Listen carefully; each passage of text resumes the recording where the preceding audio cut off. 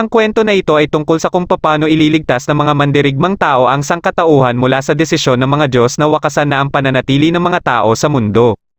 Isang araw ay nagkaroon ng pagpupulong ang mga Diyos sa pangunguna ni Zeus upang magbotohan kung papayagan pa nilang manatili ang mga tao sa mundo sa susunod na 1,000 taon. Lahat sila ay bumoto na wakasan na ang pananatili ng mga tao sa mundo, ngunit bago pa ito gawing pinal ni Zeus ay umiksena naman ang Valkyrie na si Brunhilde kasama ang kapatid niyang si Gol. Tumutol siya sa gusto ng mga Diyos at nagbigay ng suhestyon sa kanila na isagawa na lang ang Ragnarok sa pagitan ng mga Diyos at mga tao. Ang labanan na ito ay binubuo ng 13 Diyos at 13 tao at bawat laban ay isa sa isa. Ayon kay Brunhilde na kung manalo ang mga tao sa paligsahan na ito ay dapat silang manatili pa sa mundo. Pero ni minsan ay hindi pa ginaganap ang Ragnarok dahil sa napaka-imposible umano na matalo ng mga tao ang mga Diyos. Para mapapayag ni Brunhilde ang mga Diyos ay inasar niya muna ang mga ito. Dahil alam niya ang ugali ng mga ito ay nagtagumpay siya sa gusto niyang mangyari. Gaganapin naman ang mga laban ng Ragnarok sa Valhalla Arena. Para sa unang laban, ang lalaban sa panig ng mga Diyos ay si Thor at sa panig naman ng mga tao ay ang itinuturing na pinakamalakas na mandirigmang tao na si Lobo. Sa sobrang pagkasabik naman ni Heimdall ay hindi nito mapigilang mapaluha dahil sa wakas ay magagamit niya na din ang kanyang Gjallarhorn bilang hudyat sa pag-uumpisa ng Ragnarok. Matapos niya itong gamitin ay nagsimula ng maglakad papalapit sa isa't isa ang magkatunggali. Unang umatake si Lobo ngunit nasanggalang ito ni Thor gamit ang malaki niyang maso. Umatake ulit si Lobo at sinabayan ito ng atake ni Thor. Pagka-atras ni Lobo ay si Thor naman ang sumugod sa kanya. Dahil sa nasasabayan ni Lobo ang lakas ni Thor ay nagpasya na si Thor na gamitin ang kanyang maso. Noong sinaunang panahon sa lugar ng mga Diyos na tinatawag na Asgard ay mahigpit itong binabantayan ng mga Guardian Angel at ng matataas na pader dahil sa paulit-ulit na pag-atake ng mga giants na nagmumula sa Jotunheim. Isang araw ay bigla na naman silang inatake ng mga ito. Bagamat nagagawa pa ng mga Guardian Angel na mapigilan ang mga ito ay may isa sa mga ito ang nagawang masira ang pader. Dito na nakapasok ang mga giants at nagawang matalo ang karamihan sa mga Guardian Angel. Hanggang sa makarating na ang mga ito sa kastilyo at dito na nagpakita si Thor. Hinarap nito ang mga kalaban at sa sobrang lakas niya ay madali lang niyang naubos ang mga ito. Pagkapalo ni Thor ng kanyang maso ay akala ng karamihan ay tapos na ang laban ngunit nagulat sila dahil nasanggalang ito ni Lobo at nagawa pa nitong masugatan si Thor. Dahil dito ay napatawa ng malakas si Lobo at hindi pa din makapaniwala ang mga manonood sa kanilang nakikita. Matapos pagmasdan ni Thor ang kanyang dugo ay nanghinayang siya na isang tao si Lobo dahil pwede sana silang maging magkaibigan. Ipinakita naman dito ang araw nung bata pa si Lobo at naglalakbay na para makahanap ng mas malakas pa sa kanya. Sa kanyang paglalakbay ay kinalaban niya ang mga mababangis na hayop na nakakasalubong niya. Dahil sa kanyang ginagawa ay mabilis ding nakilala ang kanyang pangalan. Kahit anong digmaan ang salihan niya ay walang nakakatalo sa kanya dahilan para mas lalong dumami pa ang mga tagasunod niya. Makalipas ang 30 taon ay dito niya na napagtanto na walang tao sa mundo ang kayang tumapat sa lakas niya. Dahil dito ay nawalan na siya ng gana pang mabuhay kaya nagpadakip na lang siya. Nagtaka naman si Zeus dahil sa pagkakaalam niya ay wala pang sandata ang hindi nasira katapos matamaan ng maso ni Thor. Nang makita niya ang mukha ni Brunhilde ay nalaman niya kaagad ang rason. Dahil bago pa man maganap ang laban ay may naisip ng plano si Brunhilde paano matatapatan ang mga sandata ng mga Diyos. Dito ay nagpakita ang iba nilang kapatid sa utos ni Brunhilde bilang nakakatanda sa kanilang magkakapatid. Ito rin ang unang pagkakataon na nagtipon-tipon silang 13 magkakapatid. Pinababa ni Brunhilde ang isa nilang kapatid na si Randgris at sabay namang naglaho ang iba. Plano pala nito na maganyong sandata ang kanyang mga kapatid para gamitin ang napili niyang 13 tao na sasabak sa labanan. Ito din ang espesyal na abilidad ng isang Valkyrie na tinatawag na Divine Treasure Forge o ang Volunder. Ang ginagamit na sandata ngayon ni Lobo ay ang pang-apat sa magkakapatid na si Randgris dahil hango ang pangalan nito sa Shellbreaker. Alam ni Brunhilde na perpekto si Randgris pangontra sa Iron Gloves na ginagamit naman ni Thor para mahawakan niya ng maayos ang kanyang maso. Kung wala na umano ang Iron Gloves na ito ay hindi na magagawang hawakan ng normal ni Thor ang kanyang maso. Kaya gamit si Randgris ay nagawang basagin ni Lobo ang isang bahagi nito. Akala ni Brunhilde ay lamang nasa laban si Lobo ngunit nagulat sila nang biglang mag-init ang maso ni Thor at nakarinig sila na parang tumitibok na puso dito. Nabiyak ito at ang laman nito ay gumagalaw sabay sabi ni Thor dito na nagising ka na din.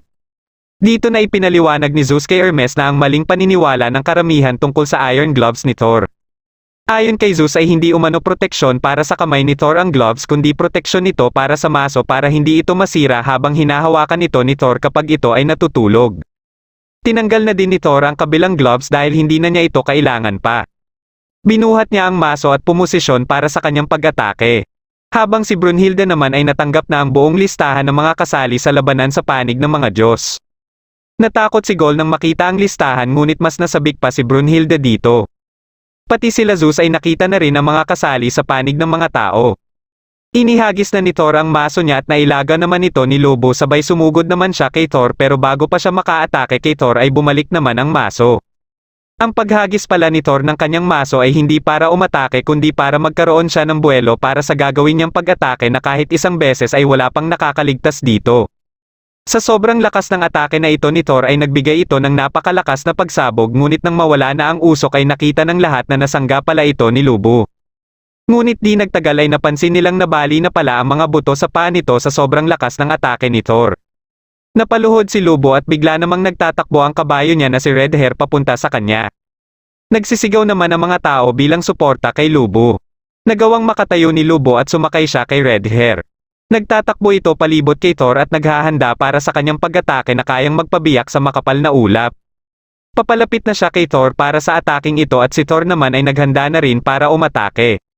Nang magkatamaan ang kanilang mga sandata ay naglikha na naman ito ng malakas na puwersa sa paligid.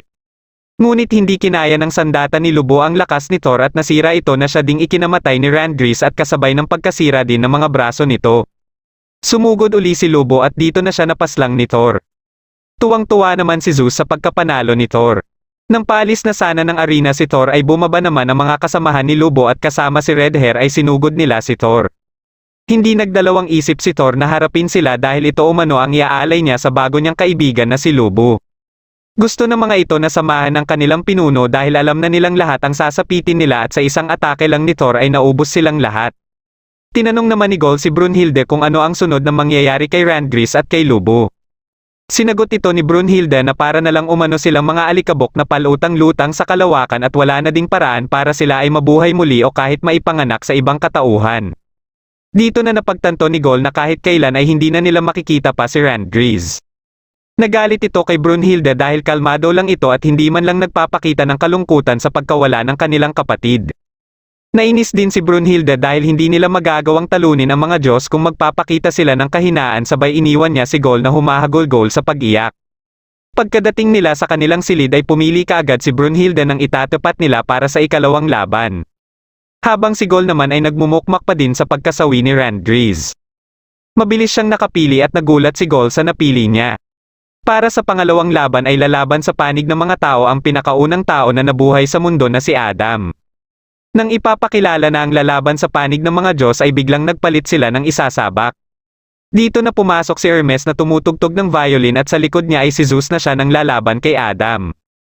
Nagulat sila Brunhilde pati na rin ang mga Diyos sa biglaang pagsabak ni Zeus sa ikalawang laban pa lamang.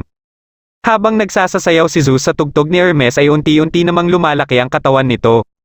Hanggang sa ang patpati na Zeus ay naging parang bodybuilder na. Ilang minuto ang nakakaraan nang lalabas na sana si Shiva para sa ikalawang laban ay pinigilan siya ni Zeus. Gusto nito na kunin ang pwesto niya ngunit kaagad niya itong tinanggihan. Hanggang sa gamitin na ni Zeus ang lakas niya dahilan para mapaluhod na lang siya kaya wala na siyang nagawa. Bago mag-umpisa ang laban ay dumating naman ang isa pang kapatid nila Brunhilde na si Regenleaf para maging sandata ni Adam.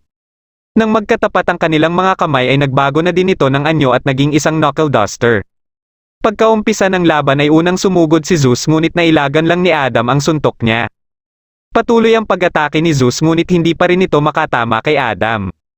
Hanggang sa gumamit na siya ng kanyang meteor jab ngunit hindi pa din ito umuobra. Kaya ginamit niya na ang kanyang sipa na tinatawag niyang Divine Axe ngunit nailagan pa din ito ni Adam. Bigla namang sumuntok si Adam na ikinagulat ni Zeus dahil sa sobrang bilis at nasugatan siya nito.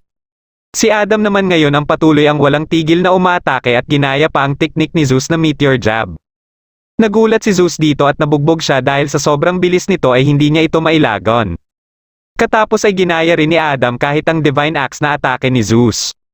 Ayon kay Brunhilde na kaya umano nagagaya ni Adam ang mga atake ni Zeus ay nilikha din si Adam na katulad ng isang Diyos. Kaya lahat din ng mga atake na nakikita nito mula sa Diyos ay kaya nitong gayahin at tinatawag itong divine reflection.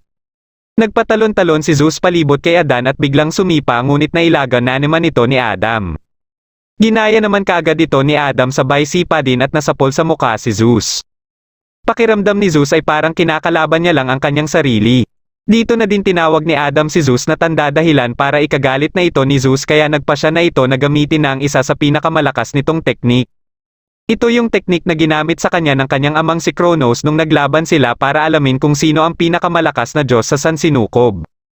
Bagamat natalo niya ang kanyang ama ay hindi niya naiwasan ang atake na ito dahil sa sobrang bilis nito ay nalaman niya na lang na nabasag na pala ang kanyang panga. Simula nun ay nagawa niya ding matutunan at ma-master ang teknik na ito. Nang aatake na si Zeus ay parang huminto ang oras ngunit nagawa pa din itong gayahin ni Adam at si Zeus pa rin ang natamaan sa kanilang dalawa. Sa sobrang bilis ng pangyayari ay nagulat na lang ang mga manonood nang makita na nakabulagta na sa sahig si Zeus. Hindi din ito nasundan ni Ares kaya ipinaliwanag na lang ito sa kanya ni Hermes. Nagsigawan naman ang mga tao at kahit si Gol ay napamangha sa ginawa ni Adam. Ipinakita dito ang araw nang naninirahan pa si Adam sa Garden of Eden kasama si Eve at ng mga hayop. Masaya silang naninirahan dito hanggang sa isang araw ay pinagbintangan si Eve ng serpent na kumain ng mansanas na mahigpit na pinagbabawal ng Diyos. Pero ang totoo ay balak sana ng serpent na agawin si Eve kay Adam ngunit hindi ito nagtagumpay. Sa sobrang galit nito ay kinain nito ang mansanas at siyang ginawang ebidensya.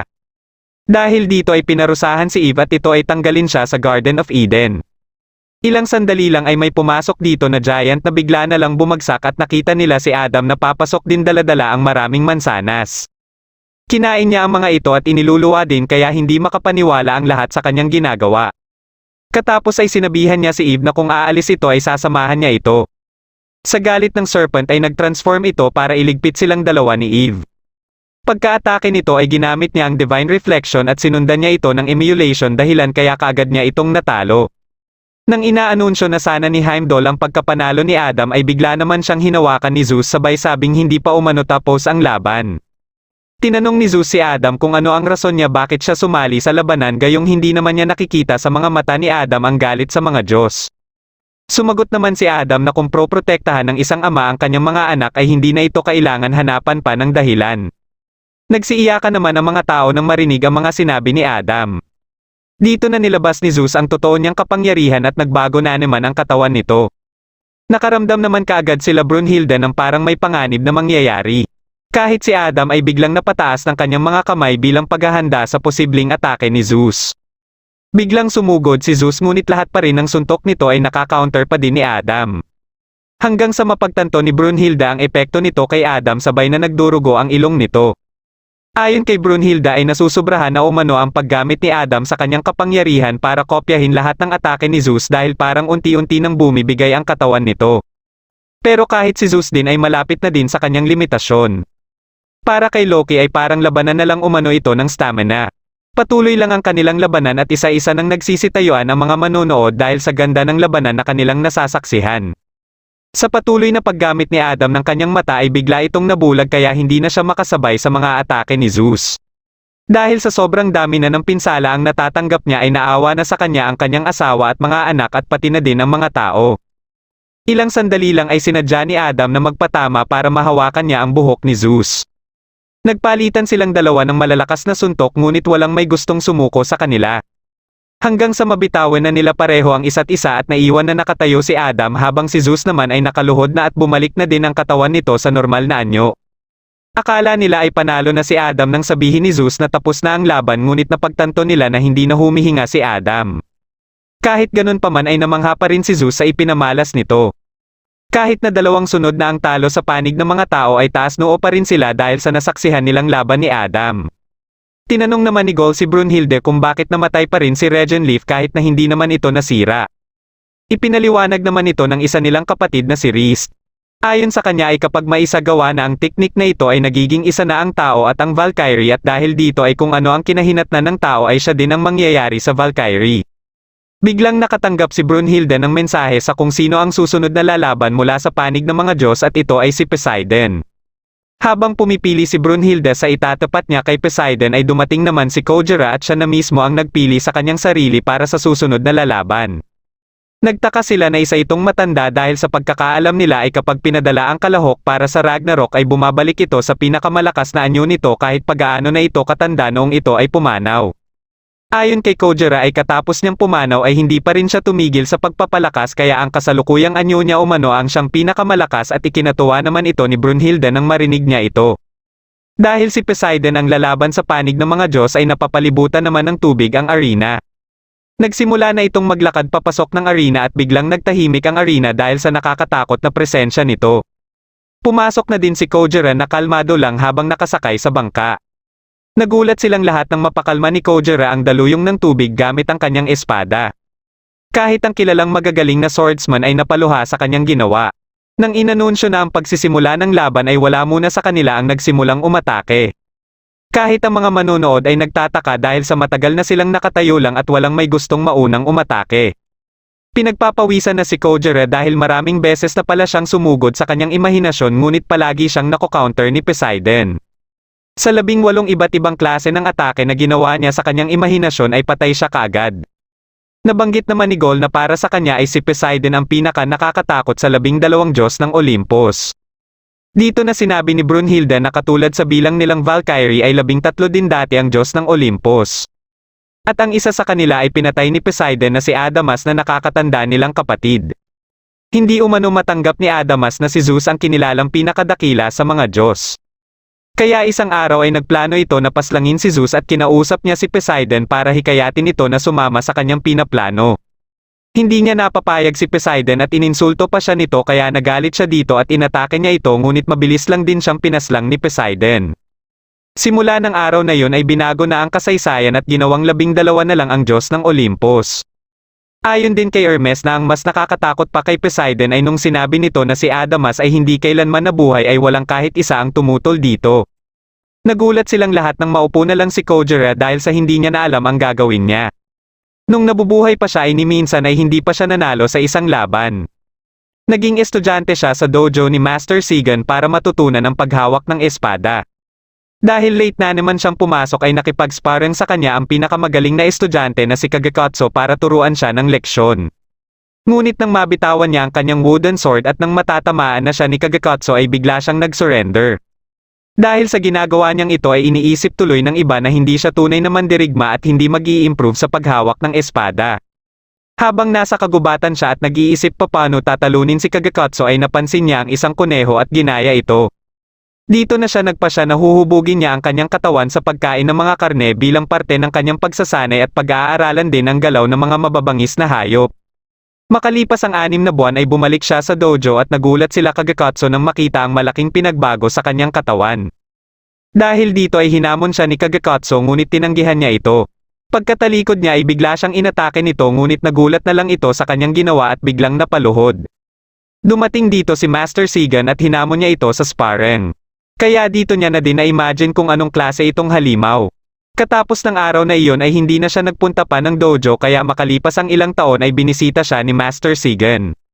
Pagkapasok nito sa kanyang bahay ay naramdaman kaagad nito ang matinding pagsasanay na ginagawa niya dito. Naramdaman din nito na nagawa niya ng malampasan ito. Makalipas lang din ang ilang araw ay naglakbay siya para kalabanin ang mga magagaling na swordsman at patuloy pa din ang sunod-sunod niyang pagkatalo. Kahit si Master Kam Izumi na isa ding kilalang Master Swordsman ay hinamon din niya. Hanggang sa dumating na ang araw na binansagan na siyang the greatest loser. Dahil hindi niya na din magagawang umayaw pa na katulad ng ginagawa niya nung nabubuhay pa siya ay tumayo siya ulit para umpisahan na ang kanyang pag-atake. Sinugod niya si Poseidon at nailagan lang ang kanyang pag-atake. Nang iko-counter na siya ni Poseidon ay mabilis niyang napabaliktad ang talim ng kanyang espada kaya naka-atake siya ulit pabalik. Tinatawag ang atake niyang ito na Sabomegeshi kaya naalala tuloy ni Musashi ang araw nang ginamit ito sa kanya ni Kojira. Nagustuhan ni Kojira ang hawak niyang espada na ang Valkyrie naman na si Rist. Naglakad si Poseidon papalapit kay Kojira at ginamit niya ang isa niyang atake subalit kahit sa sobrang bilis nito ay nagagawa pa rin ni Kojira na ilagan ang mga ito. Akala ni Gol ay katulad ito ng mga mata ni Adam ngunit ayon kay Brunhilde ay hindi umano nakikita ni Kojira ang mga atake ni Poseidon. Kaya niya umano naiilagan ito ay dahil sa karanasan niya laban dito. Kahit na palagi siyang natatalo ay paulit-ulit siyang nagsasanay gamit ang imahinasyon niya ng mga dating nakalaban niya. Kaya simula ng pagpasok pa lang ni Poseidon sa arena ay pinag-aralan niya na kaagad lahat ng katangian nito mula sa paglakad, paghinga at mga galaw nito. Gamit ang mga impormasyon na ito ay nakagawa si Kojira ng imahe ni Poseidon sa kanyang isip at paulit-ulit niya itong nilabanan. Kaya kahit gaano pa kabilis ang mga atake ni Poseidon ay alam na ni Kojira ang mga susunod na gagawin nito. Ito umano ang totoong kapangyarihan ni Kojira na tinatawag na Senju Musou. Biglang sumipol si Poseidon at katapos ay pumosisyon ito para umatake.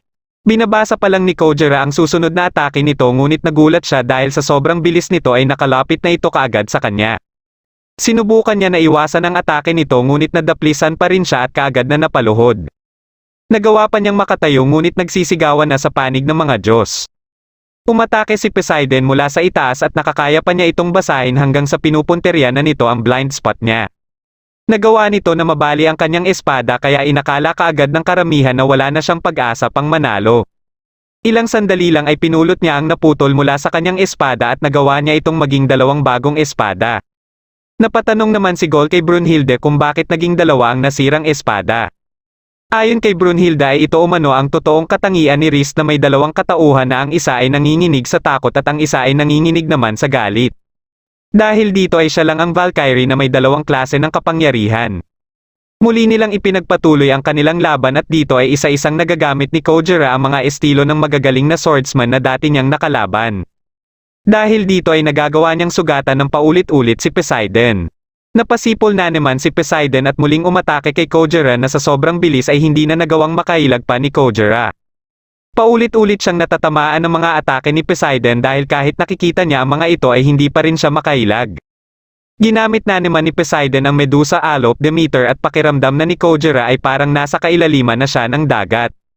Naramdaman niya ang kanyang mga kasamahan na patuloy pa rin na sumusuporta sa kanya. Naniniwala silang lahat na hindi pa nailalabas ni Kojira ang totoo niyang lakas. At hindi nabigo ang mga ito dahil lahat na ng atake na ginagawa ni Poseidon ay madali na lang niyang naiilagan hanggang sa magawa niya ng makalapit kay Poseidon. Kaagad niya itong inatake at nagawa niyang maputol ang isang braso nito.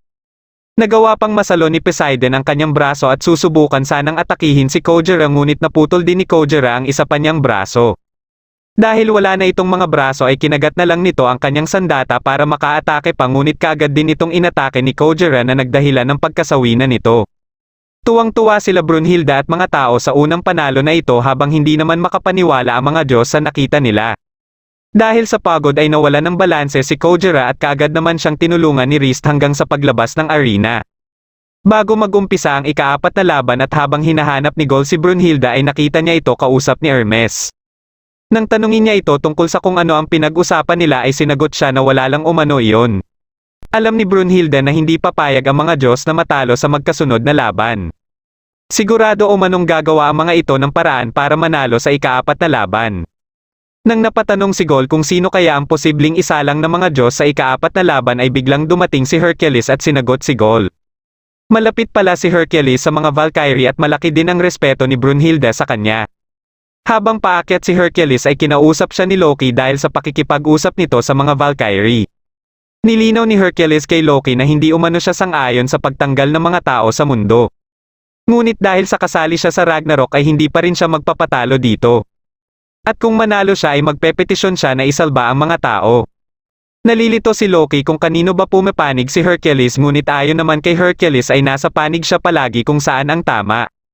Nalilito na rin si Gol kung sino ang papanigan niya sa ika-4 na laban. Napag-usapan na din nila ang makakalaban ni Hercules. Ayon naman kay Brunhilde ay ito umano ang taong pinakasusoklaman niya sa lahat dahil sa katauhan nito. Dahil sa sinabi na ito ni Brunhilde ay alam na kaagad ni Gol kung sino ang tinutukoy nito at ito pala ay si Jack the Ripper. Ilang sandali lang ay ipinakilala na ni Heimdall sa mga manonood ang maglalaban para sa ika-4 na laban. Gaganapin ang laban nilang dalawa sa arena na kapareho ng hitsura sa London kung saan nakilala si Jack the Ripper. Binansagan ang laban na ito na labanan sa pagitan ng mabuti at masama. Galit na galit naman si Hercules bakit napili ni Brunhilde si Jack the Ripper dahil para sa kanya ay hindi ito karapat-dapat na magrepresenta sa mga tao at malayong-malayo umano ito sa 3 tao na naunang lumaban. Kahit ang mga tao ay hindi na sigurado kung sino ang papanigan sa dalawa. Nang may nagtanong kung sino si Jack the Ripper ay nagsalita naman dito si Arthur. Ayon sa kanya na sa sobrang galing ng kriminal na ito ay kahit ang kanyang Sherlock Holmes ay hindi nagawang maresolba ang mga kasong pagpatay na ginawa nito. Pagkaumpisa ng laban ay nagbigay ng suhestyon si Hercules kay Jack na mag-concede na lang ito at kukumbinsihin niya umano si Zeus na iligtas siya mula sa Niflheim. Ayon naman kay Jack na bagamat nagpapasalamat siya dahil sa pagpayag ni Hercules na kalabanin siya sa London at sa alok nito ay hindi niya umano ito matatanggap. Inilabas ni Jack ang malaking gunting na siyang Volunder umano niya. Matapos niya itong subukan sa poste ng ilaw ay bigla siyang nagtatakbo palayo. Hinabol siya ni Hercules at nakita niya itong nagtsatsaa. Nang lalapitan niya na ito ay may patibong pala itong nilagay. Ngunit hindi ito tumalab kay Hercules dahil hindi tumatalab sa isang Diyos ang kahit anong sandata na gawa ng tao. Aatake na sana si Hercules at kaagad na umalis si Jack. Hinabol niya ito at inatake at ginamit naman ni Jack na panangga ang malaking gunting ngunit nasira lang ito. Pagkaatras ni Jack ay hinagisan niya ng maraming kutsilyo si Hercules mula sa kanyang satchel at laking gulat ni Hercules nang tumalab ito sa kanyang katawan. Dito na sinabi ni Jack na nagsinungaling lang umano siya nang sabihin niya na ang malaking gunting ang Volunder niya. At ang totoong Volunder niya umano ay itong Volunder producing satchel. Habang galit na galit ang mga Diyos kay Jack ay namangha naman ang mga tao sa ginawa niya. Isa-isang pinagtatanggal ni Hercules ang mga kutsilyo at dinurog ito. Muling umatake si Jack ng sunod-sunod at ginamit naman ni Hercules ang kanyang sandata para pigilan ang mga ito. Ngunit may mga kutsilyo pa rin na nakakalusot dito at papalapit na si Hercules kay Jack. Nang malapit na ito kay Jack ay kinuha kaagad ni Jack ang kanyang payong at sinangga ang ginawang atake ni Hercules.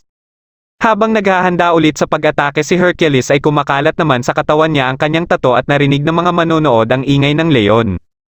Ginamit nito ang Hercule Exodus First Labor ni Min Lion na kaagad sumira sa panangga na payong ni Jack dahilan para tumilapon din ito. Namangha sila gol sa lakas ni Hercules ngunit ayon kay Brunhilda ay mag-uumpisa palang umano ang magandang laban.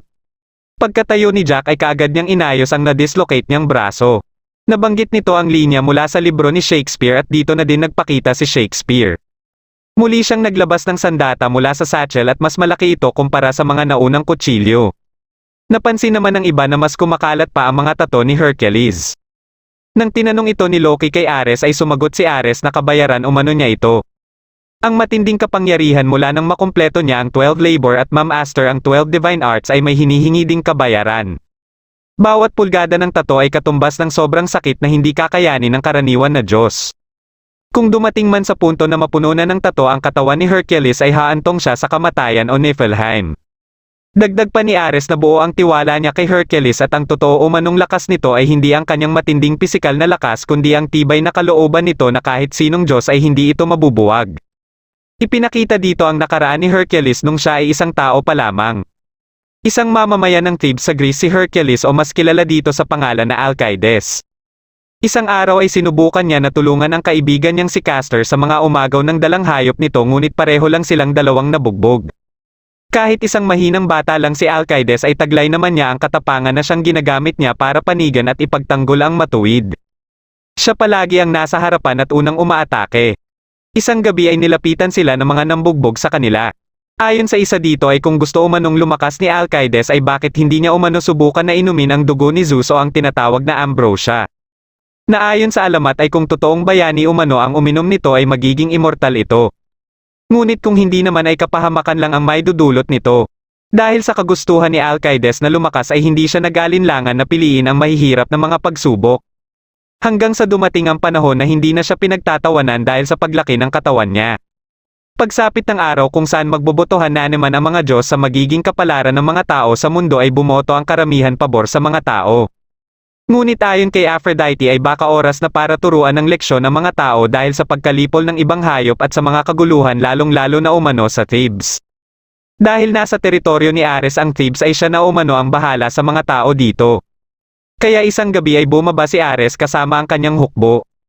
Habang papalapit sila Ares ay wala nang nagawa ang mga tao kundi ang manalangin na lang maliban sa isang tao at ito ay si Alcides. Inatake niya si Ares ngunit tinadyakan lang siya nito. Hindi pa rin ito sumusuko at hindi niya umano hahayaan na makalampas sila Ares. Dito na inilabas ni Alcides ang ambrosia na ikinagulat ni Castor at nila Ares. Kaagad niya itong ininom at ilang segundo lang makalipas ay nakaramdam siya ng hindi maganda sa kanyang katawan. Akala ni Ares ay patay na si Alcides kaya magpapatuloy na sana siya nang bigla siyang hinarangan ng sandata ni Alcides. Nagulat siya sa nakita niya at nagbago na din ang hitsura ni Alcides. Inatake si Alcides ng isang kasama ni Ares ngunit isang hampas lang ito ng kanyang sandata. Nalaman kaagad ni Ares na kapangyarihan ni Zeus ang taglay ni Alcides. Umatake ng sabay-sabay ang iba pang kasamahan ni Ares hanggang siya at si Alcides na lang ang natira na nakatayo. Hindi siya makapaniwala na natalo ni Alcides ang buong hukbo niya. Nang aatake na sila pareho ay bigla silang pinigilan ni Zeus. Sinabi ni Zeus kay Alcides na magiging Diyos umano ito. Dagdag pa niya na baka maging gulo lang umano kung iwanan nila dito si Alcides at sakto lang din ito sa hangarin ni Alcides na protektahan ang matuwid. Pumayag naman si Alcides ngunit sa isa umanong kondisyon. Ito ay hindi napakialaman ng mga Diyos ang mga tao.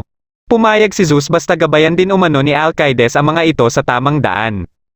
Sa sumunod na 4,000 taon ay hindi nakialam ang mga Diyos sa mga tao. Dito na din kinilala si Alcides bilang anak ni Zeus. Ipinangalan sa kanya ang Hercules na kinuha mula sa pangalan ng asawa ni Zeus na si Hera. Ipinagmamalaki naman ni Ares na nakalaban niya dati si Hercules. Umatake si Jack gamit ang bagong sandata na inilabas niya. Habang ginagawa niya ito na parang shuriken ay ginagamit din niya ang mga kutsilyo ngunit madali lang itong napipigilan ni Hercules. Sumugod si Hercules at nang malapit na niyang matamaan si Jack ay bigla itong nakaakyat na parang may inaapakan na hindi nakikita. Ito pala ay mga piano wires na nagkalat na sa paligid. Umatake uli si Jack at gamit ang mga piano wires ay nagagawa niyang pabanda-bandahin ang mga kutsilyo niya dahilan para mahirapan na si Hercules na makita ang mga ito. Parang hindi na kinakaya ni Gol na manood pa at nandito naman si Castor para suportahan si Hercules. Ginamit ni Hercules ang Hercule Exodus 6 labor na Stymphalian bird dahilan para bumalik kay Jack ang mga kutsilyo. Nang mahulog ito ay natamaan din ang kanyang monocle kaya nasira ito. Nakita dito ang kanyang mata na kulay pula at nakikita niya ang kulay sa katawan ni Hercules at namamangha siya dito. Tinanong niya si Hercules kung anong kulay ang gusto nitong maging kapag mamatay na umano ito. Napakanta si Jack ng London Bridge at nagulat dito si Hercules. Ipinakita naman dito ang nakaraan ni Jack the Ripper. Nung 12 taong gulang siya habang naghahanap ng makakain sa basurahan ay tinadyakan siya ng may-ari nito. Gamit ang isang mata ni Jack ay nakikita niya ang emosyon ng tao kaya nalalaman niya kung paano ito mauuto.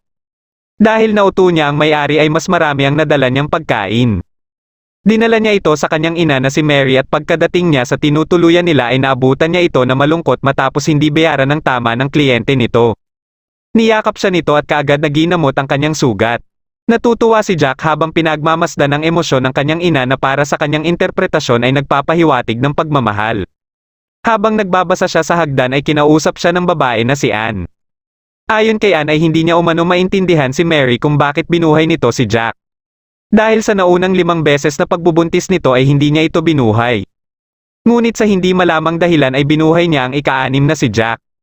Akala ni Anne ay miserable ang buhay ni Jack ngunit para naman kay Jack ay siya na umano ang pinakamasayang tao sa mundo. Isang araw habang papauwi si Jack ay tuwang-tuwa ito sa kesong dala niya para sa kanyang ina. Pagkadating niya ng bahay ay naabutan niya naman itong humahagulgol. Ayon kay Anne ay dahil umano ito sa nakita nito sa dyaryo na ikakasal na ang lalaking hinihintay nito. Nangako ang lalaking ito kay Mary na babalikan siya nito kapag magtagumpay na ito sa kanyang pangarap. Nang huminto na sa pag-iyak si Mary ay sinubukan ni Jack na painumin ito ng tubig. Ngunit nagalit lang ito at nasabi ni Mary na sana ay hindi na lang umano niya ipinanganak si Jack. Napaiyak si Jack at pinagtatanggal ni Mary ang mga libro dahilan para matamaan si Jack sa ulo at masugatan ito. Dito na napagtanto ni Jack na ang emosyon na nakikita niya sa kanyang ina ay hindi pala para sa kanya. Ibang kulay na din ang nakikita niya sa kanyang ina at ito ang kulay na karaniwang nakikita niya sa mga taong nandidiri sa kanya. Sinakal niya ang kanyang ina sabay sabing papakawalan niya umano ito sa nararamdaman nito. Biglang nag-iba na naman ang kulay nito at sa isip-isip ni Jack ay baka ito yung kulay ng pagkatakot. Ngunit natutuwa si Jack sa kulay na ito at biglang nakawala sa kanya ang kanyang ina. Dito na niya sinaksak ang kanyang ina na kaagad ikinamatay nito. Pinuntahan naman niya ang kanyang ama na si Jack Smith at pinatay niya din ito. Bago siya umalis ay napansin niya ang sombrero dito kaya kinuha niya ito. Nabanggit ni Jack kay Hercules ang kulay ng takot na nakikita niya kapag namamatay na ang isang tao at napakaganda umano itong pagmasdan. Ayon naman kay Hercules ay kung mamamatay na siya ay siguradong hindi siya magpapakita ng takot at ang ikinakatakot lang niya ay kung dumating ang araw na mahinto na ang hustisya. Nagpalitan ulit sila ng mga atake hanggang sa makorner si Jack sa clock tower. Umakyat dito si Jack ngunit sa isang atake lang ni Hercules sa gusali ay kaagad itong natumba. Ginamit ni Hercules ang 7th labor na Cretan Bull at tinanggal naman ni Jack ang malaking orasan at inihagis kay Hercules. Sinangga ito ni Hercules sa pag-aakalang hindi siya nito tatablan ngunit naputol nito ang kamay niya. Dito na nalaman ni Hercules na ang totoo palang Volunder ni Jack ay ang gloves na suot-suot nito. Nakuha kaagad ni Loki ang estratehiya na ginawa ni Jack at ipinaliwanag ito kay Ares. Ayon kay Loki na isa ding kasinungalingan ang sinabi ni Jack na ang satchel ang Volunder nito dahil ang gloves talaga ang totoong Volunder nito. At naniniwala siya na lahat ng mahahawakan ni Jack ay nagiging divine treasure. Napaniwala ni Jack ang lahat na ang satchel ang Volunder niya gamit ang malaking gunting na kaagad nasira. Para mas kapanipaniwala pa ang pagsisinungaling niya ay paulit-ulit niyang ginamit ang mga malilit na kutsilyo na siya lang din ang nagkakasya sa satchel. Dahil dito ay nagtagumpay siya na mapaniwala si Hercules. Dito na din sinabi ni Brunhilde kay Gol ang tungkol sa Volunder ni Jack. Kinausap niya ang pang-11 sa magkakapatid na si Locke para maging Volunder ni Jack. Hindi pumayag si Locke dahil umano sa katauhan ni Jack. Ngunit nagulat na lang siya nang makapasok na sa silid niya si Jack at napilit siya nitong maging Volunder nito. Dagdag pa ni Brunhilde na kailangan ang kapangyarihan ni Locke sa laban na ito dahil sa kahulugan ng pangalan nito na Saber Rattler. Ipinakita ni Jack ang kayang gawin ng bagay na nahahawakan ng kanyang gloves. Kaya napagtanto nilang lahat na pwedeng maging sandata ni Jack ang buong London. Naiisip na ng lahat na manonood na si Jack na ang mananalo sa laban na ito. Kahit si Ares ay ito ang iniisip kaya sinuntok siya ni Zeus. Naniniwala si Zeus na hindi basta-basta matatalo si Hercules. Namamangha naman si Jack sa nakikita niyang emosyon kay Hercules dahil ni katiting na takot ay wala siyang makita dito. Dito lang din nalaman ni Hercules ang kakayahan ni Jack na makakita ng emosyon. Nagulat si Jack nang may makita na naman siyang kakaiba sa emosyon ni Hercules. Habang pinagmamasdan ito ni Jack ay sinabi ni Hercules na aminado siya sa mga maling gawain ng mga tao at napapairal ng mga ito ang maling emosyon. Inisa-isa ito ni Hercules ngunit gayon paman ay mahal niya pa rin ang mga tao. Napagtanto ni Jack na kapareho pala ang emosyon na ito ni Hercules sa nakikita niya dati sa kanyang ina. Inihagis ni Hercules ang kanyang sandata at ginamit na nito ang 12th labor Cerberus. Ayon kay Zeus ay napakalakas ng labor na ito kaya matindi din ang kabayaran nito. Mahihinto lang ito kung matalo na ang kalaban o kaya tuluyan na nitong lamunin si Hercules. Kaya kailangan na matapos kaagad ni Hercules ang laban. Umatake na si Hercules at ginagawa naman ni Jack na divine treasure ang mahahawakan nito para ibato kay Hercules. Ngunit sa lakas na ni Hercules ay madali niya lang nadudurog ang mga ibinabato ni Jack. Ginamit ni Jack ang takip ng imburnal para panangga ngunit tumagos pa rin ang kamao ni Hercules kaya natamaan pa rin siya. Sinubukan ni Jack na umakyat sa isang gusali ngunit hinabol siya ni Hercules at sinuntok. Nang matanggal niya ang nakatusok sa kanya ay ginawa niyang divine treasure ang kanyang balabal at ginamit ito para putulin ang gusali. Habang pabagsak kay Hercules ang gusali ay lumusot si Jack dito gamit ang mga bintana. Nabagsakan ng gusali na isa na ding divine treasure si Hercules. Matapos magsisigaw ni Castor at Ares ay biglang bumangon si Hercules. Tuwang-tuwa na napapaiyak naman ang mga tao at mga Diyos sa pagbangon nito. Dahil sa emosyon ni Hercules ay natawa si Jack na ikinagulat naman ni Hercules. Nagpasalamat si Jack kay Hercules dahil nalaman niya na peke pala umano ang pagmamahal ng kanyang ina. Hindi din niya akalain na napakaganda pala talaga ng kulay ng emosyon ng totoong pagmamahal. Gusto ni Jack na palitan ang kulay ng emosyon ni Hercules sa kulay na gusto umano niya kaya hinamon siya ni Hercules na subukan umano nitong palitan ang kanyang kulay. Muling naglaban ang dalawa at nararamdaman na din ni Brunhilde ang nalalapit na pagtatapos ng laban na ito. Sa lakas ng suntok ni Hercules ay nasira nito ang panangga ni Jack kaya napurohan ito sa tiyan. Pagkabangon ni Jack ay muling umatake si Hercules at umiilag na lang si Jack. Naghihintay lang pala ito ng pagkakataon para umatake. Nang makakita ito ng pagkakataon ay inatake na nito si Hercules ngunit siya pa rin ang napuruhan. Akala ng karamihan ay tapos na ang laban ngunit bigla na namang kumanta si Jack ng London Bridge at unti-unti itong tumayo.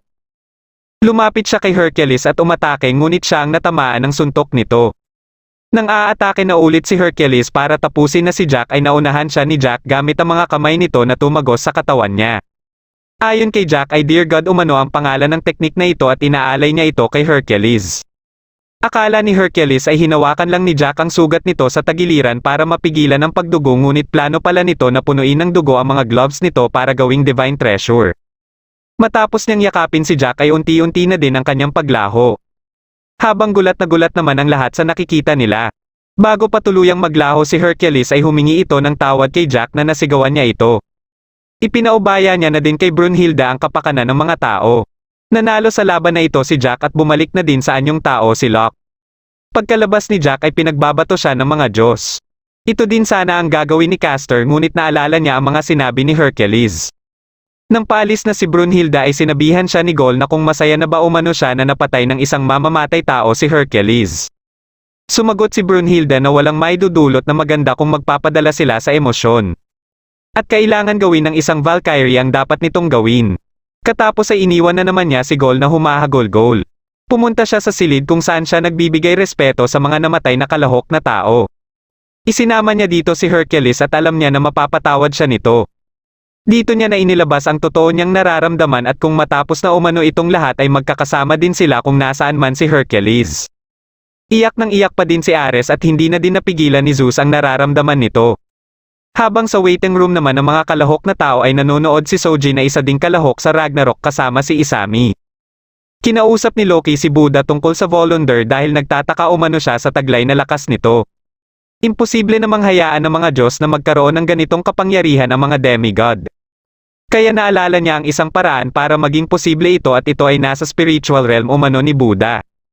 Dahil sa ginagawa ng Valkyrie at tao na mapag-isa sila at tanggapin ang magiging kapakanan ng bawat isa ay nagagawa nito na mapalabas ang buong pisikal at spiritual na lakas ng mga ito.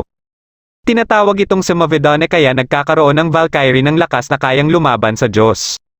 Dahil dito ay tinanong niya ng diretso si Buddha kung isa ba itong traidor sa mga Diyos. Sumagot si Buddha na ano naman umano ngayon kung isa siyang traidor kaya sumagot din si Loki na papatayin siya nito. Bigla namang dumating dito ang Seven God of Fortune. Ayon sa isa sa mga ito na si Abiso ay matagal na umano nilang hinihintay ang araw na mahatulan si Buddha. Nang aatakihin na niya si Buddha ay naunahan siya nito gamit ang hawakan ng lollipop. Naghanda silang 7 na umatake ngunit pinigilan sila ni Loki. Ngunit nagbibiro lang pala si Loki at gusto niya din makipagtulungan sa Seven God of Fortune. Naghanda na si Buddha para kalabanin silang lahat. Biglang dumating dito si Kojira at gustong tulungan si Buddha dahil ayaw niyang nakakakita na may pinagtutulungan. Dumating din dito sila Soji at Isami para tumulong kay Buddha. Dahil sa gustong makabawi ni Abiso kay Buddha ay binaril niya ito ngunit madali lang itong nailaga ni Buddha. Hindi makapaniwala si Abiso na wala ni isa ang tumama kay Buddha. Inilabas ni Loki ang kanyang sandata at kaagad na inatake sila Buddha. Nagawa ni Soji na mapigilan ang mga atake ni Loki. Nagkainitan silang dalawa at pareho silang sumugod sa isa't isa ngunit dumating dito si Zeus kaya napahinto sila pareho. Kasama din ni Zeus dito ang Norse god na si Odin. Nagtalo si Abiso at ang mga Raven ni Odin kaya nagsalita na si Odin at sabay nitong ipinakita ang kanyang malakas na aura. Napasabi na lang si Loki na nawala na umano siya ng gana at manonood na lang ng susunod na laban. Umalis na din dito ang Seven God of Fortune at pati sila Kojiro ay umalis na din. Sinabihan naman ni Zeus si Buddha na wag nang gagawa pa ng anumang gulo. Ngunit natawa lang si Buddha at sinabayan din siya ni Zeus. Bago umalis si Buddha ay sinabi niya kay Zeus na walang iba ang makapagsasabi sa kanya kung ano ang gagawin niya kundi siya lang umano. Nabanggit ni Zeus na hindi basta-basta aayon sa kanyang inaasahan ang mangyayari sa Ragnarok. Umalis din siya para manood na ng sunod na laban habang si Odin naman ay ipinalabas ang kapangyarihan nito na naging dahilan para malanta ang mga pananim sa paligid.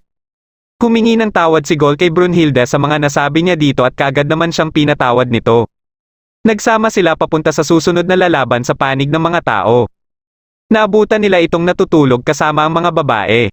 Pagkasigaw ni Brunhilda ay kaagad na nagsilabasan ang mga babae.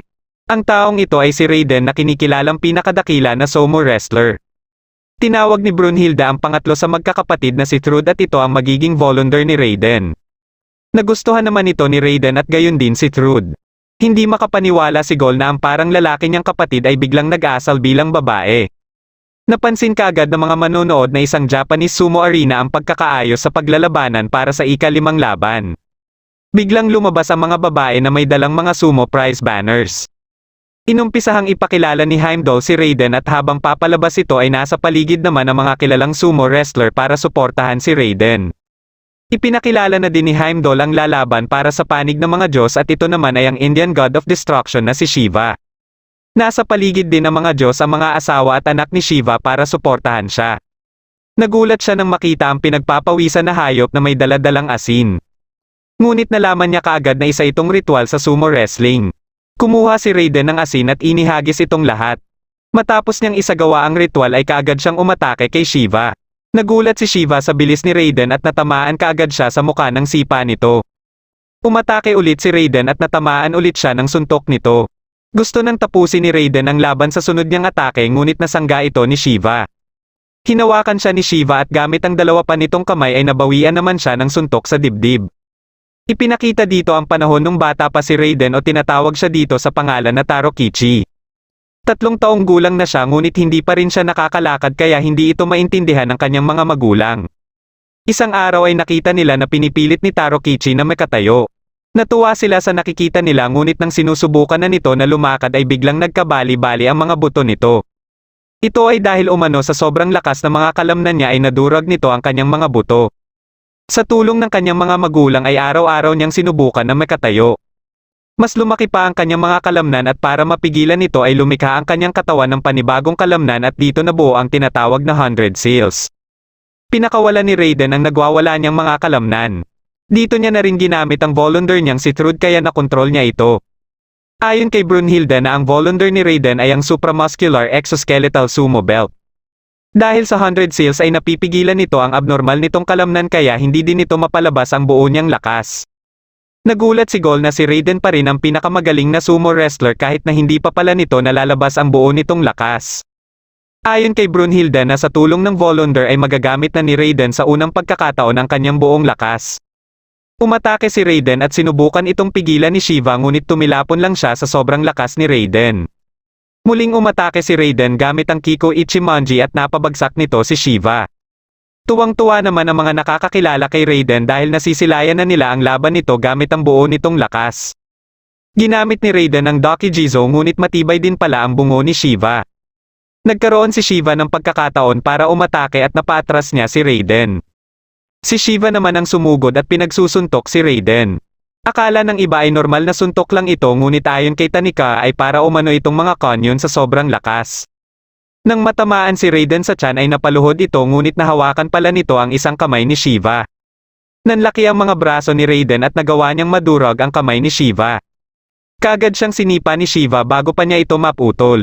Ayon kay Brunhilde ay dahil sa nakokontrol na ni Raiden ang mga kalamnan nito ay inilipat niya ito sa kanyang mga kamay kaya mas lumakas pa ang mga ito. Namamangha si Raiden sa mga nagagawa niya sa kanyang mga kalamnan. Ayon kay Brunhilde ay nasasaksihan nila ngayon ang buong lakas ni Raiden na kahit si Raiden ay hindi pa ito nakikita.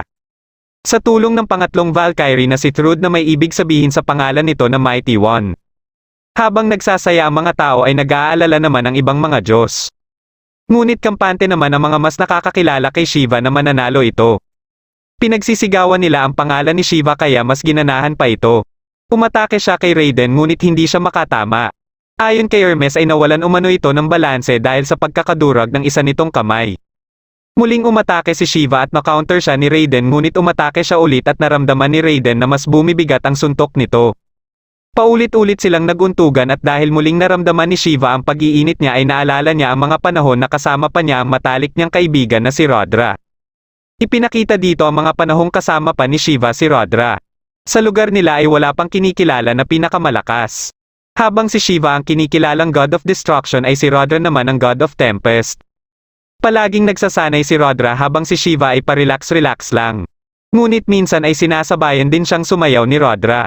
Biglang may dumating dito para humingi ng tulong sa kanila dahil may nanggugulo umano sa nayon nila.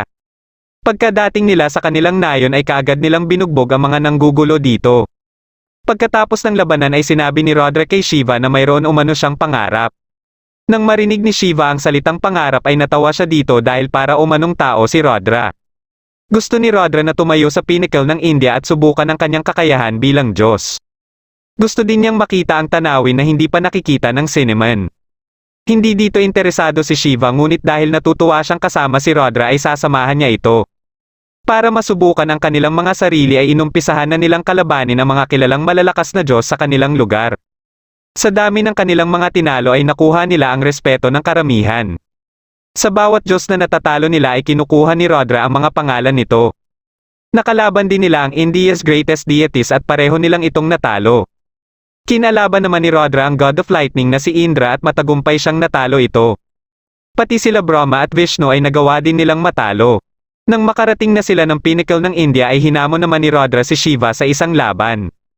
Ayon kay Rudra ay isa lang umano ang dapat kilalanin na pinakamalakas at gusto din niyang malaman kung sino ang mas malakas sa kanila ni Shiva.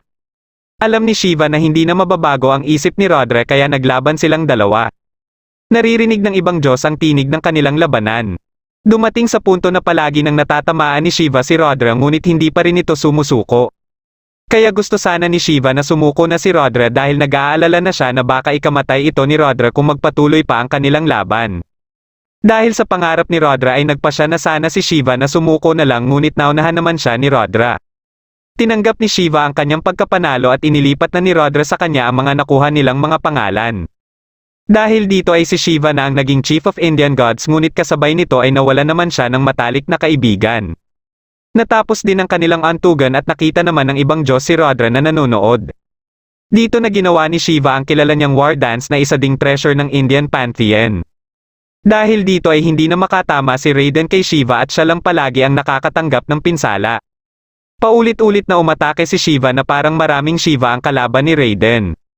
Nag-aalala na si Gol sa nakikita niya at napansin ni Brunhilde ang ginagawa ni Raiden sa mga braso nito.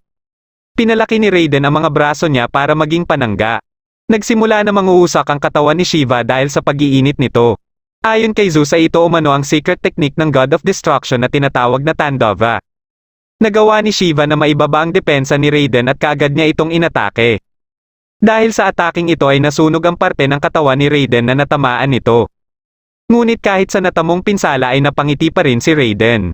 Kahit na nawawalan na ng pag-asa ang mga tao ay iba naman ang nakikita ng mga sumo wrestler na kumikilala sa kanya at dati niyang nakaharap.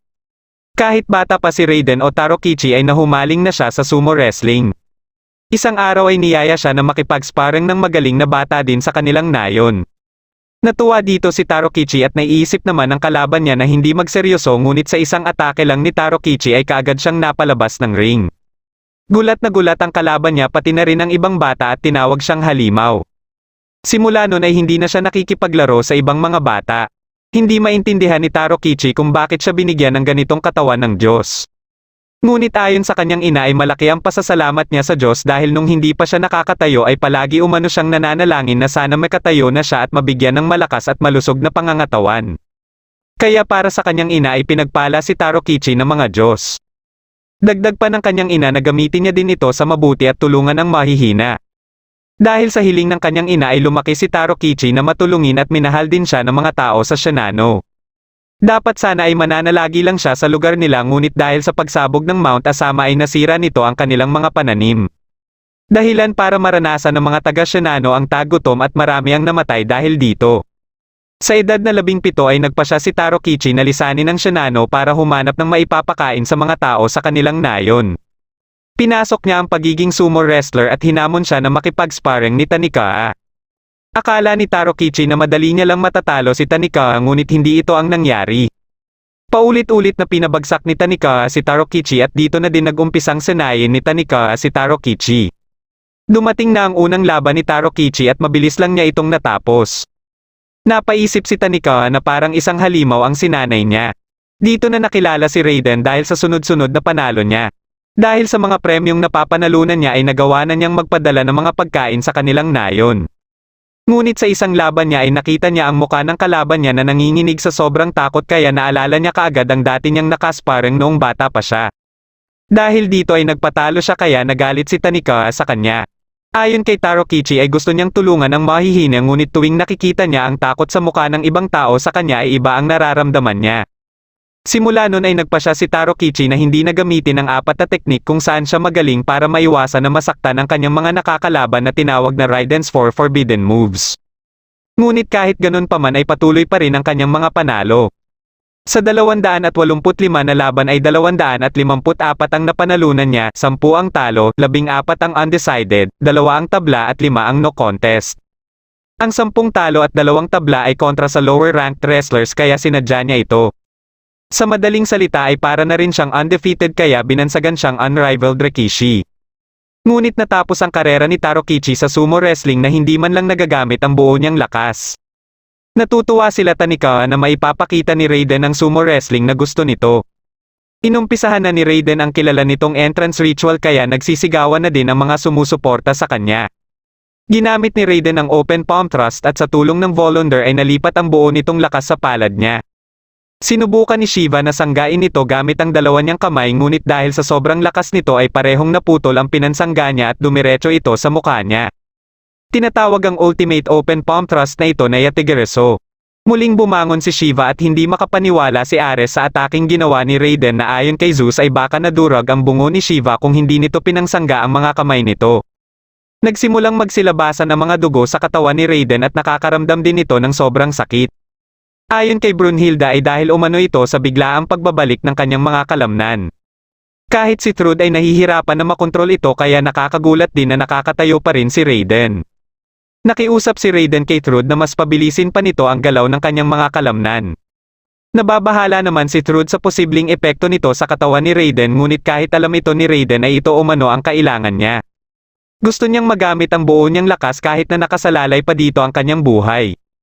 Wala nang nagawa si Trude kundi sundin ang gusto ni Raiden. Nakita ni Shiva si Rudra na nanonood sa kanya at napansin niya din ang ginagawa ng ibang Indian gods.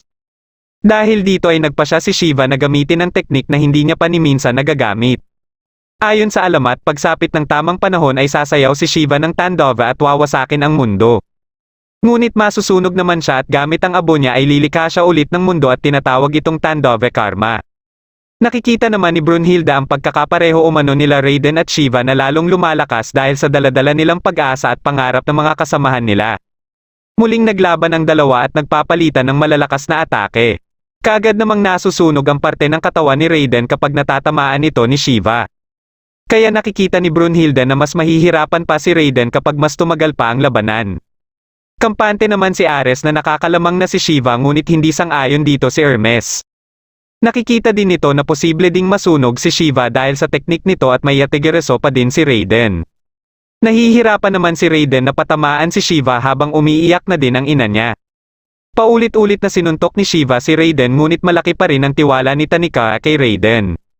Nakabawi si Raiden nang magkauntugan sila at tuluyan na ding naputol ang isang kamay ni Shiva. Matapos sumigaw ni Rudra ay nabuhayan uli si Shiva at sabay silang umatake ni Raiden. Dahil sa matinding labanan ng dalawa ay napapasabay na nito ang lahat na manonood mapatao man o mga Diyos.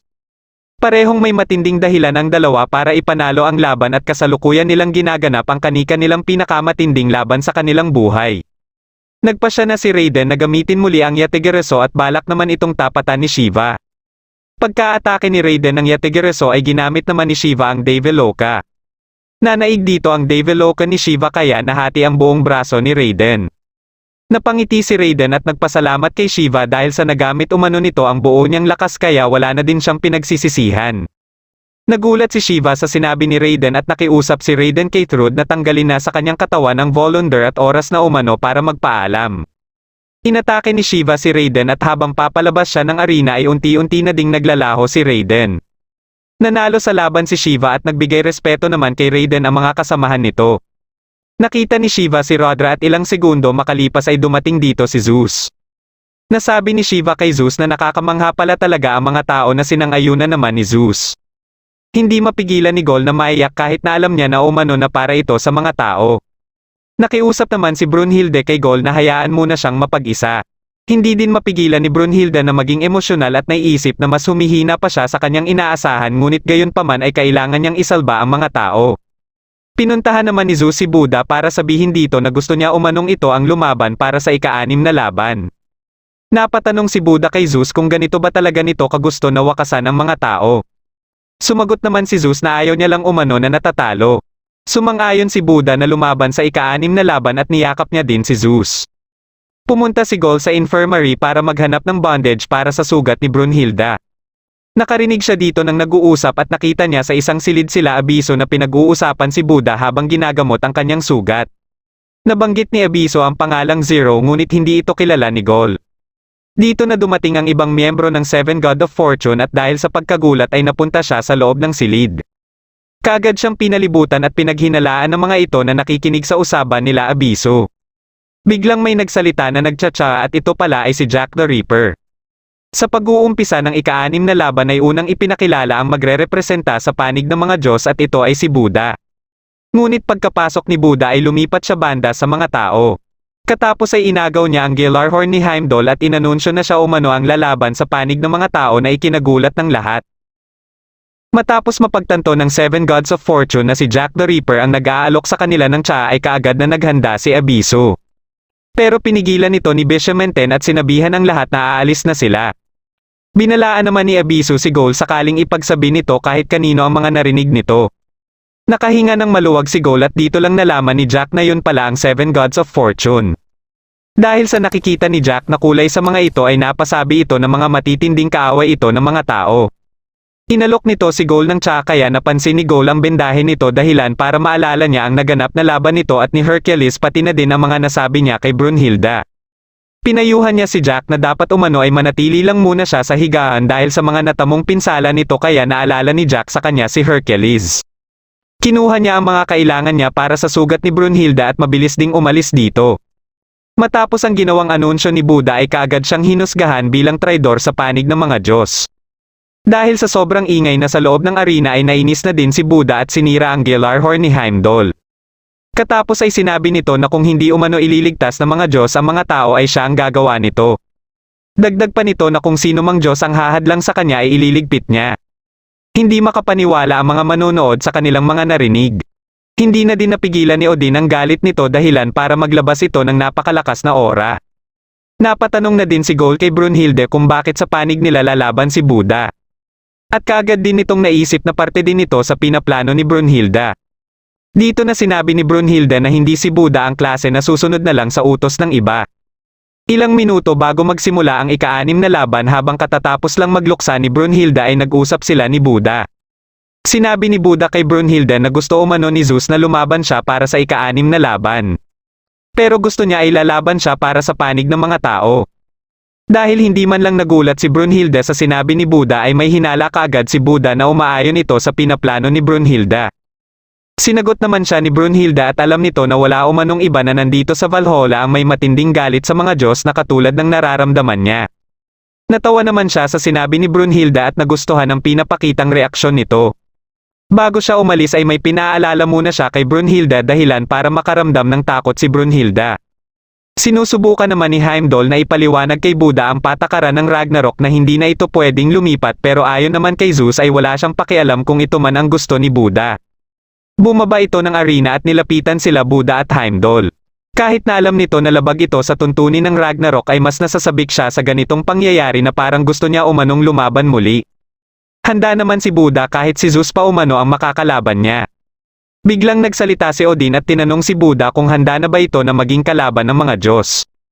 Kaya muling ipinaalala ni Buddha na kahit kakampi man o kalaban, masama o mabuti, Diyos man o tao ay walang mahalaga sa mga ito maliban sa kanyang sarili lamang. Dahil dito ay mas nagalit pa sa kanya ang mga manonood pati na din si Loki. Nang mapatanong si Buddha kung sino ang makakalaban niya ay may napili na pala si Zeus. Bigla silang may narinig na boses at nakita nila sa taas ang maraming liwanag na mula pala sa isang airship. Nakita nila dito ang 7 Gods of Fortune at pagkababa ng mga ito ay sinabihan ni Zeus si Bishamenten na siya na ang bahala kay Buddha. Kaagad na inanunsyo ni Heimdall na si Bishamenten ang lalaban sa panig ng mga Diyos at gusto sana nito na paalisin ang iba na kasama nito. Dito na sinabi ni Bishamenten na sa una pa lang ay iisa lang talaga silang 7. Katapos ay sinira nito ang suot nito at dito na nito pinapasok ang ibang 7 Gods of Fortune sa katawan nito. Ayon sa sabi-sabi na maliban sa 7 Gods of Fortune ay may isa pang kasama ang mga ito dahilan para mabuo ang alamat ng 8 Gods of Fortune. Pero ang katotohanan pala dito ay iisang Diyos lang ito at nagngangalan itong Zero Fuko. Katapos ay binunat na niya ang sandata mula sa loob ng kanyang katawan. Hindi naman nakalain ni Ares na may ganitong Diyos pala at ito din ang unang beses na nakita ito ni Hermes kahit naririnig niya na ang tungkol kay Zero Fuko. Nang matanggap na ni Heimdall mula sa management ang opisyal na maglalaban para sa ika-6 na laban ay inanunsyo nito muli ang mga pangalan ng dalawang kalahok. Dito na napagtanto ni Goal na si Zero Fuko pala ang Zero na narinig niya kina Abisu. Dahil hindi pa din siya makapaniwala sa pagsasama-sama ng 7 Gods of Fortune ay sinabi ni Brunhilda na pansamantalang anyo lang ang 7 Gods of Fortune at ang totoong anyo talaga ay si Zero Fuko. Ipinakita dito ang mga panahong nakakasalamuha pa ng mga tao ang mga Diyos. Ito ay dahil mas pinipili ng ibang mga Diyos na manirahan sa mundo ng mga tao at isa dito ay si Zero Fuko. Isang araw ay napunta siya sa isang nayon at nagulat siya sa kalagayan ng mga tao dito kung saan nakita niya ang 8 klase ng paghihirap na pinagdadaanan ng mga ito. Gamit ang kanyang kapangyarihan ay hinigop niya ang lahat na paghihirap na nararamdaman ng bata dahilan para gumaling ito kaagad. Simula sa araw na ito ay ito ang ginamit niyang paraan para maisalba ang mga tao dito. Araw-araw niya itong ginagawa para mapalaya ang mga tao sa paghihirap ng mga ito na unti-unti namang naiipon sa katawan niya. Kaya makalipas ang ilang taon ay nagkakaroon na ito ng malaking epekto sa kanyang katawan dahilan para siya naman ang makaramdam ng sobrang sakit at napabayaan niya na ang kanyang sarili. Isang araw ay binisita niya ang nayon na tinulungan niya para tingnan ang kasalukuyang kalagayan na nito. Ngunit pagkadating niya dito ay nagulat siya sa nasisilayan niya at dito niya na nalaman ang totoong katangian ng mga tao. Binangga siya dito ng isang lalaki at naalala niya na ito yung bata na una niyang tinulungan. Nakita siya ng ibon na tinulungan niya at balak sana siyang lapitan ngunit natakot ito sa masamang aura na nilabas niya.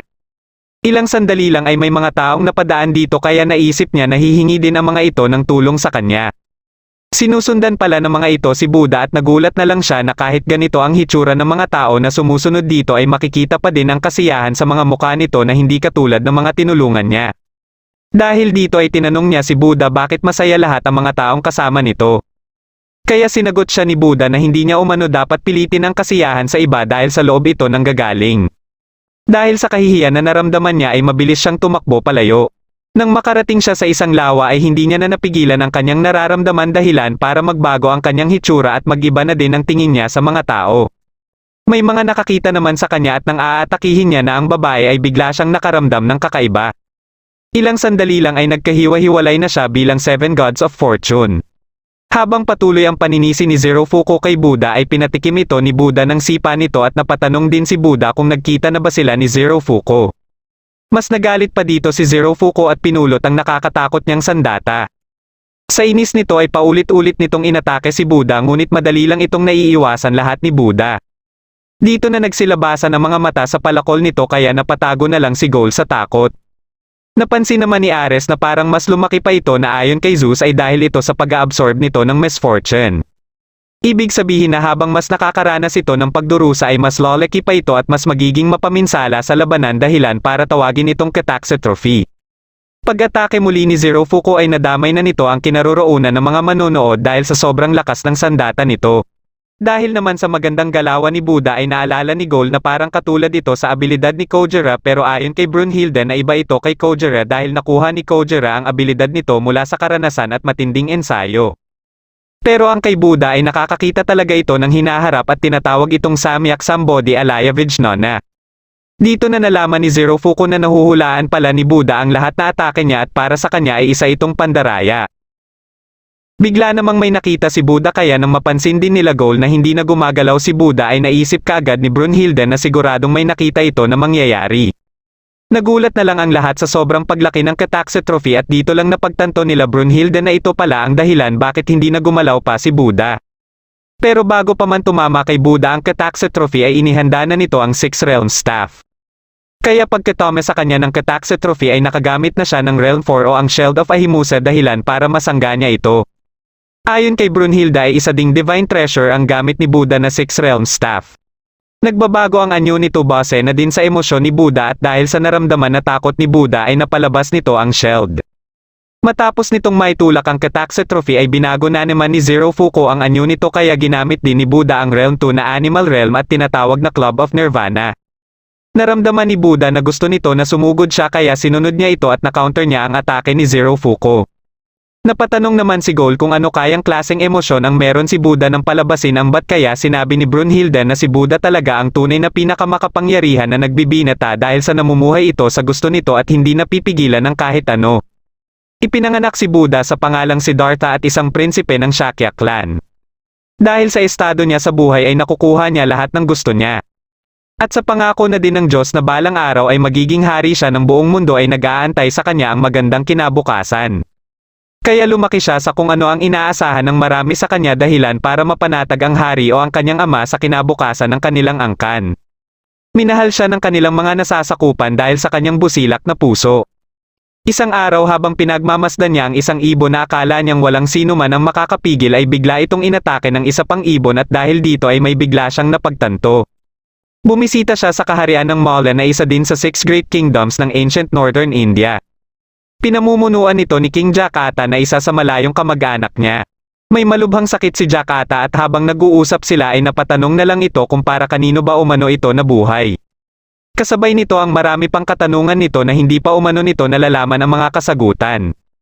Makalipas ang ilang araw ay pumanaw na ito at habang nasa daan sila Buddha papunta sa palasyo ng Malla ay nakamit ni Buddha ang enlightenment nito. Bumaba ito ng kabayo at biglang tumawa ng malakas habang tumutulo ang mga luha nito. Katapos ay pinuntahan nito ang kinaroroonan ni Jakata at kinuha ang katawan nito. Sinusubukan pa ng hari na pigilan siya ngunit wala din itong nagawa sa kanya. Dinala niya ito sa ilog at pinasabay ito sa daloy ng alon ng tubig. Katapos ay umalis siya ng palasyo at nagsimulang maglakbay. Sa kanyang paglalakbay ay nadaanan niya ang mga kalalakihan na nagsasagawa ng asceticism at binigyan niya ng pagkain ang isa sa kasamahan ng mga ito na bumagsak dahil sa sobrang pagkagutom. Hindi siya sang-ayon sa mga ganitong gawain at kahit ang isasakripisyo sanang babae ay iniligtas din niya. Ayon kay Brunhilda ay ayaw ni Buddha sa mga tumatanggi sa panloob na kaligayahan at sinumang nagpupuwersa ng tadhana sa iba. Binago na naman muli ni Zero Fuko ang anyo ng sandata nito pero hindi nito magamit ng maayos kay Buddha. Nang ginawa ito ni Zero Fuko na anyong espada ay ginamit na ni Buddha ang Realm 1 o ang Axe of Lokapala. Nagpalitan sila ng kanilang mga atake gamit ang kanilang mga sandata. Hanggang sa magkaroon ng pagkakataon si Buddha na mapuruhan si Zero Fuko pero hindi ito ininda ni Zero Fuko.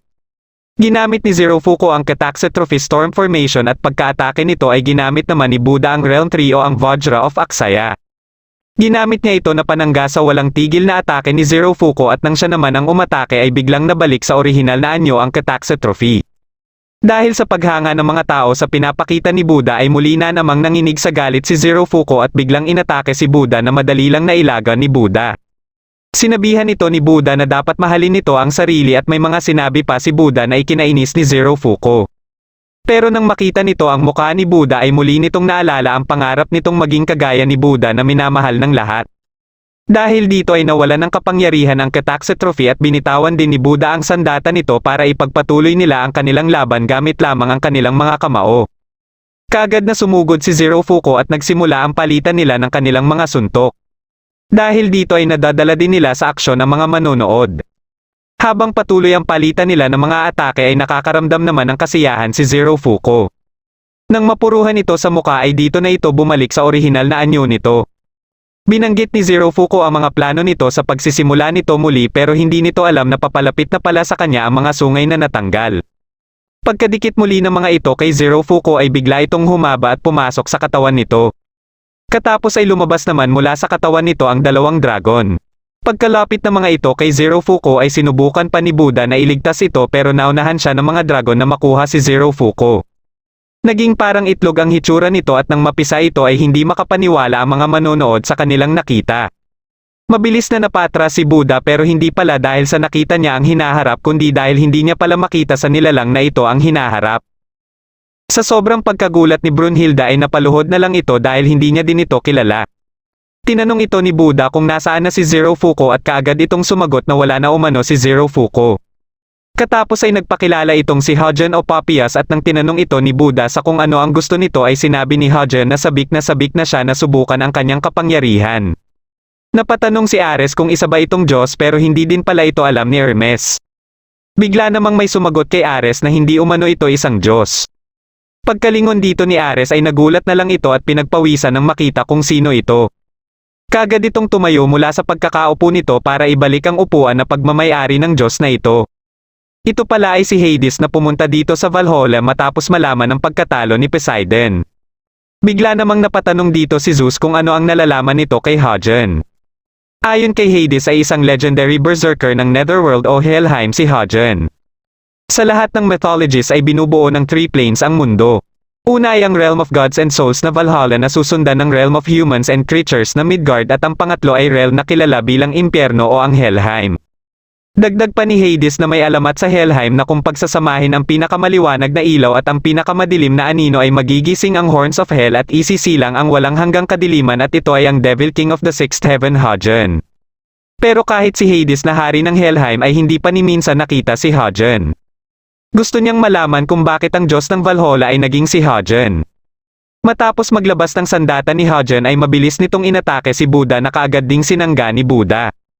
Katapos ay dito na sila nagpalitan ng kanilang mga atake.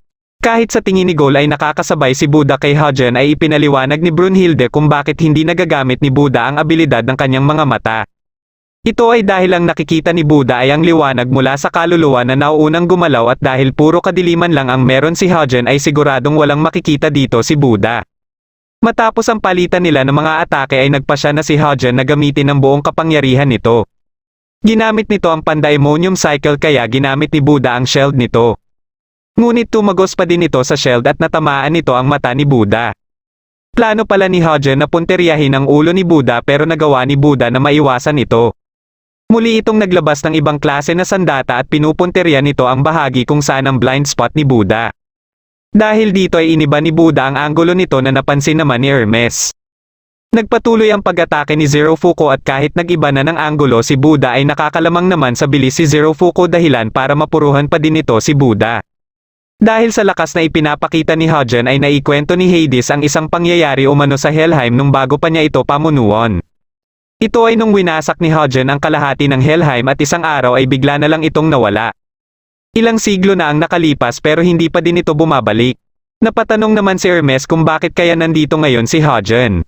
May isang rason naman na naiisip si Hades at ito ay may kung sino ang matagumpay na nakakuha ng maliit na parte ni Hagen. At katapos ay pinag-eksperimentuhan ito at inilagay sa ulo ni Zero Fuko. May isang Diyos na naiisip si Hades na pwedeng gumawa nito at naisip din kaagad ni Hermes kung sino ang tinutukoy ni Hades at ito ay si Beelzebub. Nagawa ni Hagen na matamaan ang paa ni Buddha kaya napatras muna ito. Dahil sa paulit-ulit na binabanggit ni Hagen ang salitang judgment ay naisip ni Buddha na buhay pa si Zero Fuko. Pero ayon kay Hagen ay nilamon niya na umano ito at may mga kung ano pa itong sinabi na panglalait kay Zero Fuko kaya nagalit na dito si Buddha. Dahil dito ay nagpasya na si Buddha na ililigpit nito si Hagen. Ginamit niya ang Realm 5 ngunit dahil sa sobrang galit na nararamdaman niya ay nagtransform ito sa anyo na kahit siya ay hindi pamilyar dito at ito ay tinatawag na Warside of Sala kaya. Sumugod sila pareho ng sabay at ginamit ni Buddha ang atake nito na Karma ni Rhodes Samsara ngunit nasanggalang ito ni Hagen. Nang si Hagen na ang aatake ay may follow-up na atake pa pala ang naunang atake ni Buddha na sa Svata. Bagamat natabla nito si Hagen dahil sa pagsangga dito gamit ang kamay nito ay napuruhan naman si Buddha ng sandata nito. Tinanong siya ni Hagen kung ano-umano ang gusto niyang sabihin bago siya iligpit nito. Kaya sinabi muli ni Buddha ang nauna niya nang sinabi na kung hindi ililigtas ng mga Diyos ang mga tao ay siya ang gagawa nito. At ililigpit niya ang sinumang Diyos ang hahadlang sa kanya. Dahil mapuputol niya na ang kamay ni Hagen ay sinipa siya nito. Hindi makapaniwala si Hagen na may natitira pang lakas si Buddha na hawakan ang sandata nito kahit malala na ang pinsalang na ibigay niya dito. Inatake niya ito ng paulit-ulit at sinusubukan ni Buddha na sanggain ito lahat. Para sa mata ng ibang manonood at kay Ares ay sobrang dihado na si Buddha sa kalagayan nito pero iba naman ang pagtingin ni Hades. Nakikita ni Hades sa mga mata ni Buddha na hindi pa ito sumusuko at kahit sila Hermes at Zeus ay nakikita ang pinaplano ni Buddha na teknik na pagbuhay sa isang patay. Sa isang malakas na atake ni Hagen ay napatras nito si Buddha pero nakatayo pa din ito. Dahil sa ipinakitang reaksyon ni Hagen ay nararamdaman na ni Hades na natatakot na ito kay Buddha. Hindi matanggap ni Hagen na nakakaramdam siya ng takot kaya tinanggal niya ang isa niyang braso para gawin itong sandata. Nang aatake na sana ito ay sumugod din si Buddha pero nasira ni Hagen ang sandata ni Buddha dahilan para bumalik ito sa orihinal na anyo nito. Sinamantala ito ni Hagen na atikihin si Buddha dahilan para masira na ng tuluyan ang sandata nito. Habang papalapit sa kanya si Hagen ay nagising siya na may liwanag sa likod niya. Nang sinusubukan niyang abutin ito ay nakaramdam siya na may humawak sa kamay niya kaya kaagad siyang nagkamalay. Nang tiningnan niya ang kamay niya ay napatawa na lang siya dahilan para magtaka dito si Hagen. Kahit ang mga manonood ay nagtataka na tumawa siya ng malakas. Pagkabangon niya ay nagulat na lang si Hagen na hawak-hawak niya na ang Kataxe Trophy.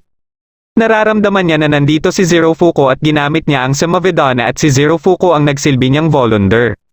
Nagtransform ito bilang Sword of Mahapanirvana Zero. Gamit ito at ang espada din na sandata ni Hagen ay nagpalitan sila ng kanilang mga atake.